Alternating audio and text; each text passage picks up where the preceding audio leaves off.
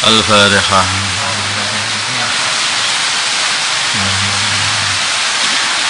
Bismillahirrahmanirrahim.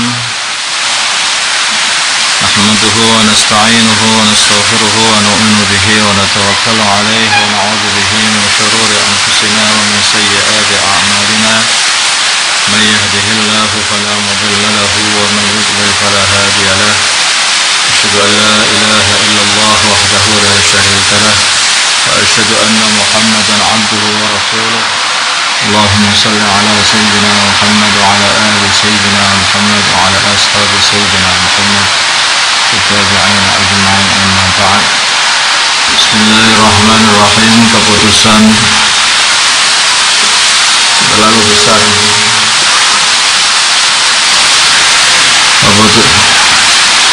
Kecilkan keputusan Fasul Masail Rabu 3 Rajab 1447 Hijriah, 24 Desember 2025 Masehi. Masalah hilirisasi sumber daya alam. Dalam beberapa tahun terakhir, hilirisasi sumber daya alam menjadi fokus pembangunan nasional. Tujuan utamanya adalah mengurangi ketergantungan pada ekspor bahan mentah dengan mengolah hasil tambang dan komoditas langsung di alam negeri agar nilai ekonominya meningkat. Namun di balik keuntungan tersebut muncul masalah serius, masalah perluasan industri hilirisasi, terutama nikel, bauksit, batu bara, dan kelapa sawit.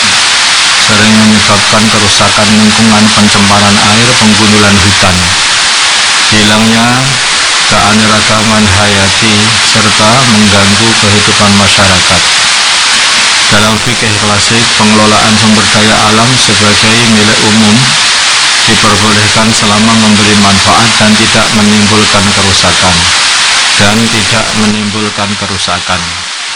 Karena hilirisasi modern sering membawa dampak lingkungan yang besar, muncul pertanyaan tentang bagaimana penyeimbangan antara manfaat ekonomi dan kewajiban menjaga kelestarian alam. Pertanyaan, benarkah kebijakan hilirisasi yang berorientasi kepada ekonomi? Jawabnya, hilirisasi adalah proses mengolah sumber daya alam mentah menjadi produk setengah jadi atau produk jadi dengan nilai tambah yang lebih tinggi sebelum dijual atau diekspor, yang bertujuan meningkatkan nilai tambah ekonomi.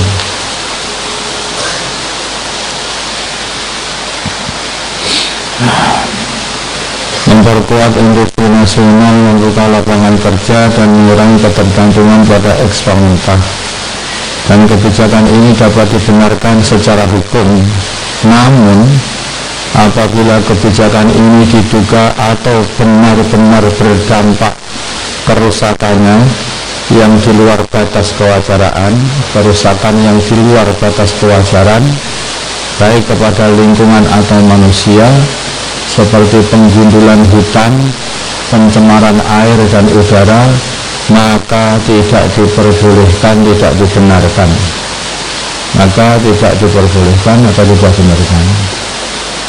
Dengan demikian, dalam penerapan hilirisasi, pemerintah harus mengawal pelaku hilirisasi agar mematuhi beberapa prinsip. Pertama, tidak menimbulkan kerusakan di luar batas kewajaran. Kedua, mematuhi regulasi dan persyaratan teknis terkait hilirisasi. Ketiga, menjaga hak masyarakat dan generasi mendatang.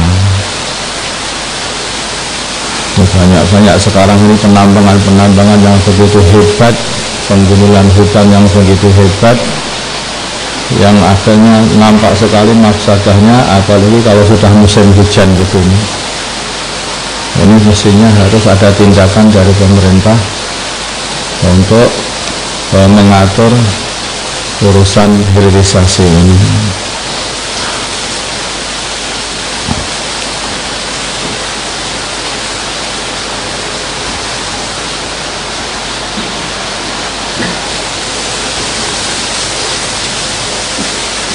Masalah mengucapkan selamat Natal. mengucapkan selamat Natal. Bagaimana hukum mengucapkan selamat Natal? Hukumnya adalah haram. Wong Natal kok selamat? Yang selamat itu hanya orang Islam, orang yang beriman kepada Allah, kepada utusannya Allah. Masa Natal selamat? Kafir selamat? Enggak bisa.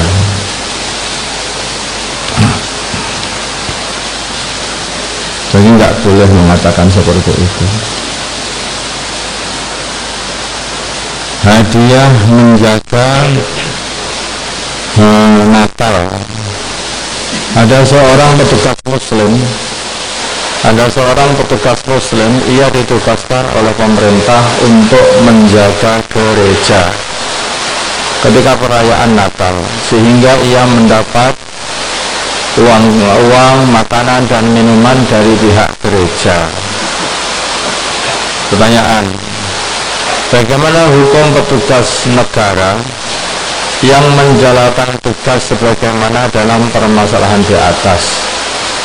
Jawabnya, diperbolehkan karena sebagai tugas menjalankan keamanan negara.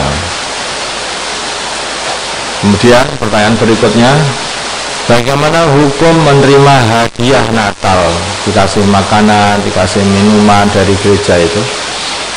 Hukumnya haram sebagai muslim, haram, tidak boleh diterima.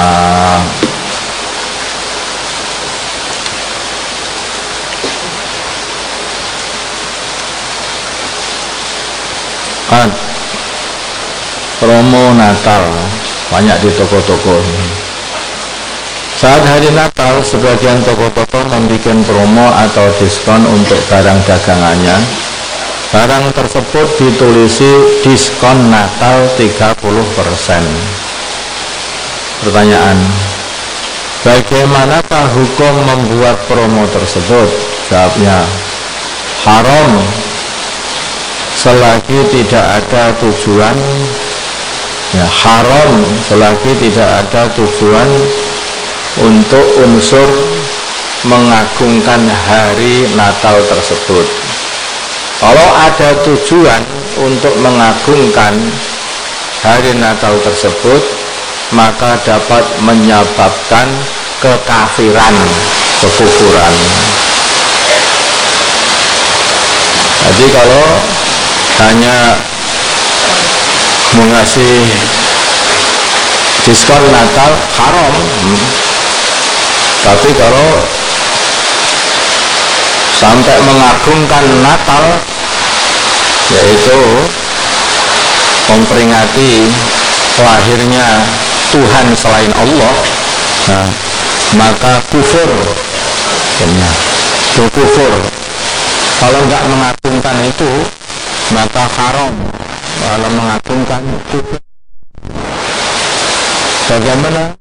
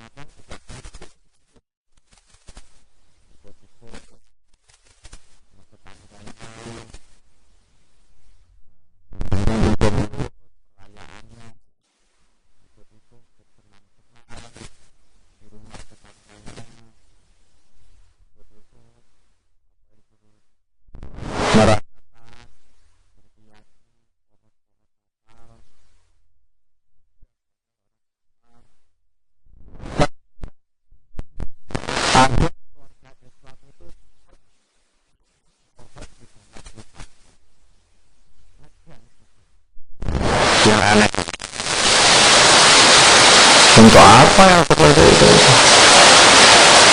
Nah, itulah yang seperti itu bisa harus syahadat lagi. Allah SWT